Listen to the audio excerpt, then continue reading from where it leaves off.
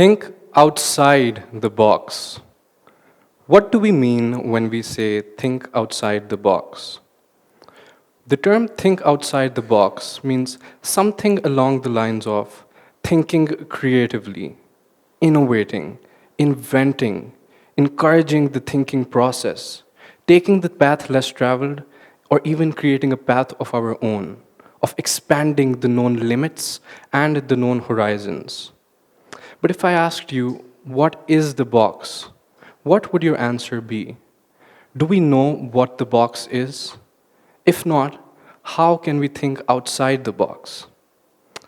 A few weeks ago, I was in my room preparing for my TED Talk, coming up with ideas and topic ideas, and I wanted to do something different, something innovative.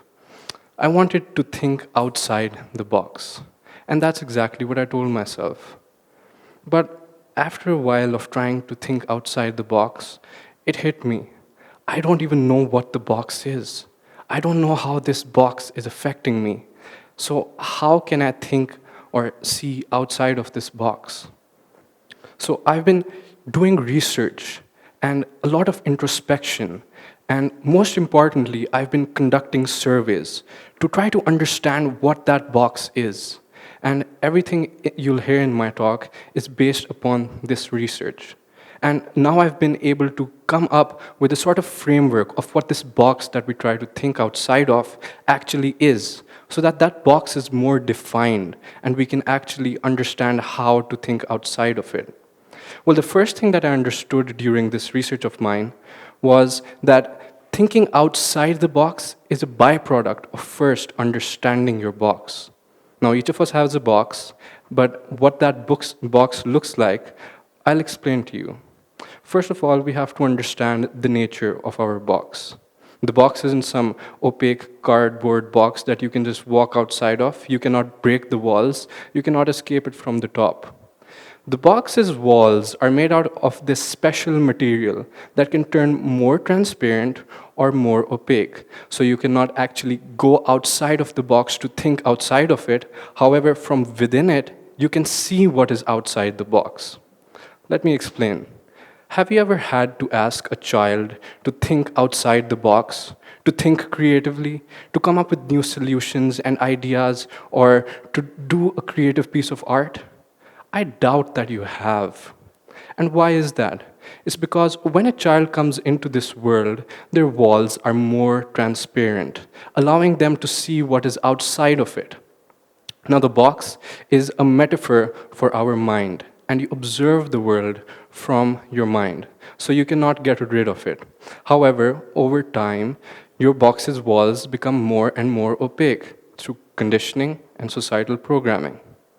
The box has 4 walls and the ground. Let us start by understanding what the ground is. The ground consists of the laws of nature, the rules of the world that are unchangeable. So, to manipulate the rules of the world, we have to first understand those rules.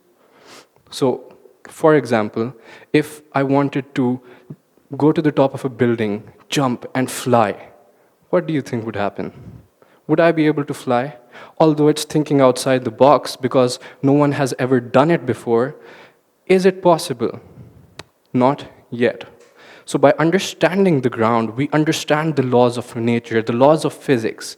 And then by understanding those laws, we can work on the ground to create airplanes, to create helicopters. The next aspect of our box is the first wall, the wall of knowledge, or as I like to call it, the wall of no ledge, the ledge of what we know. Now, the wall of knowledge consists of everything that we learn over our period on this earth. All the lessons that we learn, everything that is in our memory, whether it be true or false, whether we believe in it or not, everything that we learn from our 5 senses. The more we hold on to, the more we want to be right, our walls of knowledge become opaque. The more we blatantly accept this knowledge without first questioning it, The second wall is the wall of beliefs. The wall of beliefs stems from the wall of knowledge. It is everything from the wall of knowledge that you hold on to strongly, that you believe to be true. It could be your faiths, your political ideologies. It could be your beliefs on what is true and false, what is possible and not possible. Everything that you hold on to very strongly, and when you are not able to see the other side of that idea, to be less open-minded, that wall becomes more opaque. So you cannot see what is outside of that wall. This wall is made more transparent by being slow to adopt new beliefs, blatantly, by first questioning. The next wall we have is the wall of emotions. Now, from these beliefs that we have stem our emotions. For example, if I believe that I love someone, even if they did something wrong, which is the truth, I would be less likely to believe that they did so. So emotions manipulate our thinking process. They filter what the truth is. So the more you're sentimental, the more you let your emotions create biases and cloud your judgment and see what the truth is, the more the wall of emotions becomes opaque, and you cannot see what is on the other side. So by being slow, by watching your emotions, by being self-aware, you can make this wall more transparent. And the final wall is the wall of society. Now, this isn't actually society and what society actually thinks of you. It's what you think people think of you, and it's how much you abide by that herd mentality, how much you want to be to jump onto the bandwagon and always be right. Now, this wall of society is made more opaque by doing so, and it is made more transparent by being okay with, by not caring what other people think of you. Now think about it for a second. Who are the people what's the most extreme example that comes to your mind when you think about people who've thought outside the box, who've innovated, who've invented, who've thought creatively, who've come up with new ideas, new solutions, new inventions? Well, to me, the first people who come to mind are scientists, mad scientists, men who would not care what people think, men who would innovate. People like Nikola Tesla, people like Albert Einstein, Galileo, and Copernicus.